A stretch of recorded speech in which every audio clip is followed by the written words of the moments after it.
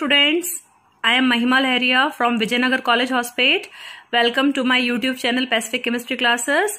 Today our topic is the redox stability in the water. This topic is also from the same chapter oxidation reduction, and already 5 videos are uploaded in this chapter. So I hope you all have watched those videos, because to understand this concept you must be thorough in the definitions of oxidation, reduction, oxidizing agent, reducing agents and so on. So हम लोग अपना topic शुरू करते हैं, that is the redox stability in the water. So the stability of any ion or a molecule in the solution depends upon the solvent and the solute. हम क्या बोल सकते हैं, कोई भी हमारा आयन या मॉलिक्यूल की जो स्टेबिलिटी रहेगी वो सॉल्यूशन में प्रेजेंट हमारा सॉल्वेंट और सोल्यूट के ऊपर डिपेंड करती है. मींस अगर हमारा कोई भी सॉल्वेंट किस टाइप का है, it's nature is oxidising nature और reducing nature, it will affect the our stability of the ion और द मॉलिक्यूल. और we can say that the ion or a molecule may be destroyed by the oxidation or the reduction brought about by the solvent or anything present in the solution. Means हमारा कोई भी ion या molecule जो है उसका oxidation या reduction हो सकता है वो अगर किसी भी solvent में present है तो. Means if in the solution the solute and solvent both will destroy the molecule either by the oxidation or the reduction. To understand this, let us see the cases. That first case is our metals like sodium, potassium, calcium. When they react with the water, they get oxidized by the water to liberate the hydrogen gas, or when they react with the H plus ions, they also liberate the hydrogen gas and they get oxidized to M plus. So let us see what is the meaning of oxidized here. We know that the metal have a strong tendency to donate the electron. So when the metal donates the electron, what is the process? The losing of electrons is known as oxidation. It will get converted to M plus. These metals are getting oxidized, and water H2O, we know that it is made if it is getting dissociated H plus, and हम इसको H plus and OH minus कर सकते हैं. तो simple, जब हमारा कोई भी हमारा मेटल जब इलेक्ट्रॉन लूज करेगा, this metal electron is accepted by H plus and this is getting reduced to H2. Is it clear? Metal will give the electron and it is accepted by H plus ions and it is getting converted to H2 gas. Then the second case also same. When the metal react with the ions, M will lose the electron, it will get converted to M plus and this is accepted by H plus ions and it is getting reduced to H2.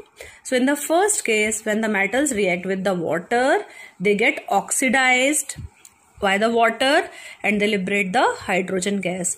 In this case, our metals are getting oxidized and जो H2O है ये electron accept कर रहा है. तो जो electron accept करते हैं they are oxidizing agent, and those who are giving the electrons, they are reducing agent. Metals are the reducing agent, they are getting oxidized.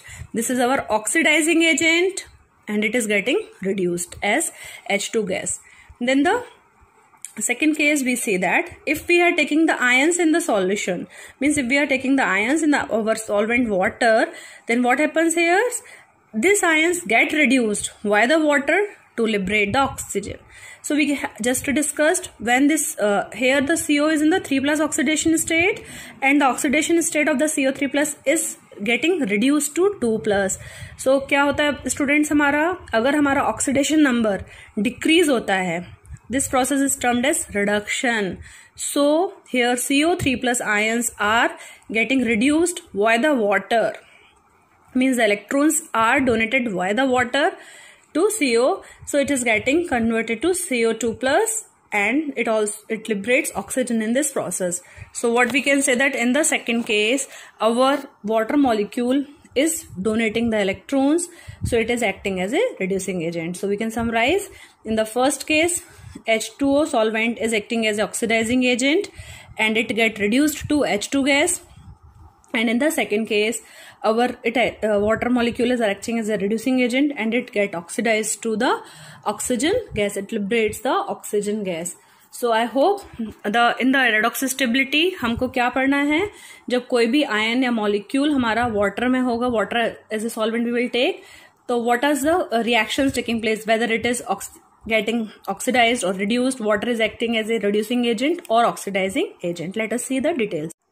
We can say that to find the stability of any ion or a molecule in the water, we have to study the reactions of that particular ion or a molecule with the water. Then only we can find the redox stability of that particular ion or a molecule in the water. So we can say that there are three methods to determine the redox stability in the water. First is reduction and oxidation of water.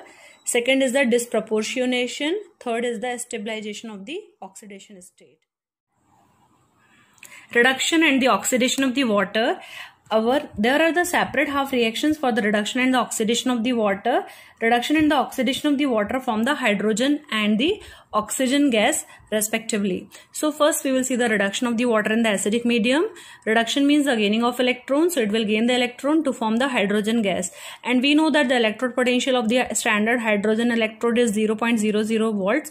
So we will use this value in the Nernst equation. So the reduction of the water in the acidic medium means our H plus ions, it can be H plus ions or it can be H3O plus ions in the acidic medium. So when they are reduced, means they gain the electron to form the hydrogen gas. So when we put the value of our A0 in the Nernst equation, that is our E equals to A0 plus 0.059 by 1 log of A activity of the H plus ions and the divided by the activity of the H2 gas. That is our half molecule is here only, so we will take only the H2 and the power concentration of the is H2 is half here. So we will get, by solving this equation, we will get the value E is equals to minus 0.059 pH. So when the pH of this equation, this reaction is 0, so and the activity of the ions is 1 molar concentration, so when this the E comes to be 0.00 volt here. So we can say that the reduction potential of the water comes to be minus 0.059 pH, and if the pH is 0, it also becomes 0. So now let us see the oxidation potential of the water in the acidic medium. Oxidation of the water in the acidic medium, when oxidation means the losing of electron, so we can also, as it is a reversible reaction, so we can also write it in this way, that half O2 plus 2H plus ions accept the electrons to form H2O molecule. In the reduction way we have written it, and we know that the electrode potential, standard electrode potential of the oxygen is 1.30 volt. So standard reduction potential is 1.30 volt. So when we will put this value in the Nernst equation, as we have written as generally our Nernst equation are written in the reduction reaction way. So we will just take the second reaction to find the electrode potential of the water here. So when putting the value in the Nernst equation, that is equals to E0 plus 0.059 by 2, as the two electrons are involved here. So log of A O2 half means our oxygen molecule, that is half oxygen molecule activity of oxygen molecule and to the activity of our H plus ions. So by solving this, we will get E is equals to 1.30. We put the value of oxygen electrode and our hydrogen electrode reduction. Sorry, this is the values. So we will get, by solving it, we will get the values when putting the pH is equals to 0 in this term. We will get the oxidation potential of the water to be equals to 1.30 volts. So we can say that the reduction potential of the water comes to be equals to minus 0.059 volts pH, and here it comes to be E is equals to 1.30 volts. We can conclude that the reduction or the oxidation potential of the waters depends upon the pH values. The reduction oxidation potential can be determined if the pH values are the known, as the reduction potential and values depends upon the pH values. So if the pH values are known, we can determine the reduction or the oxidation potentials. So for the reduction of the water, the reduction potentials of the metal ion should be less than minus 0.059 volts and along with its pH. Means the reduction potential of the metal ion should be less than the minus 0.059 along with the pH values, and the oxidation of the water, if for the oxidation of the water, the reduction potential of the metal ion should be more than 1.30 volts value at the pH 0.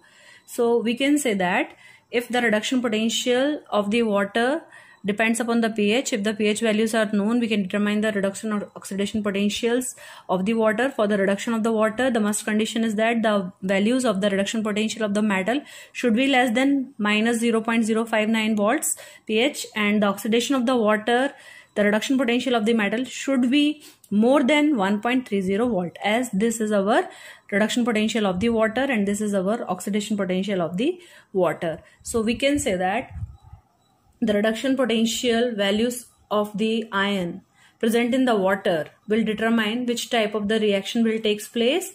Means the values of the reduction potential of the metal ions in water, present in the water, they will determine which type of the reaction will take place. The reaction will be of the reduction of water, oxidation of water, that is the ion will reduce the water or it will oxidize the water, or it will not react with the water. If the values are in this range, then only the reaction with the water takes place. So let us see one example. The electrode potential values of the manganese ions are given as minus 1.18 volts. So will this it will react with the water at the pH 0. So they have given the condition, the value is minus 1.18 volt and the pH is equals to 0. So now let us see. We know that as a reduction potential for the manganese is minus 1.18 volt, it is less than the reduction potential of the water. So we can see the reduction potential of the water is equals to minus 0.059 volts and the pH is 0. So just to see the value, the values for the reduction potential comes to be 0 and the values for the manganese is given here is minus 1.108 volt. It is less than the water's reduction potential. So this reaction is possible in the acidic medium. Now let us study the oxidation reduction ability of the water with the help of the redox stability field of the natural water. In this diagram, on the x-axis there is a pH scale, y-axis it represents the Waltz scale, and the pH value 4 and the 9 are represented by the vertical lines. Two slanting lines are there, AB and the CD. So the redox couples whose redox potentials lie above this upper line of the AB would oxidize the water, and the redox couples who lie below the CD lines, they have the tendency to reduce the water. Means we can say that the electrode whose potentials values lie above 1.2, they will oxidize the water into oxygen, and the electrodes who lies below this line, potential values lie below these lines, they will have the tendency to reduce the water in the form of hydrogen gas. And this red area in the red rectangular form, this tells the redox stability field of the natural waters. As we know that the pH range of the natural waters lies between the 4 and 9. So the molecules or the metals or the ions which lies in this region, means the pH range between the 4 and 9 and the potential values between the 0 and 1.2 are unaffected by the oxidizing or the reducing action of the water. Means here it will be the water acts as a thermodynamically stable species, and the redox couple whose redox potentials and the pH and the stability field of the water, they are not destroyed by the oxidizing and the reducing action of the water.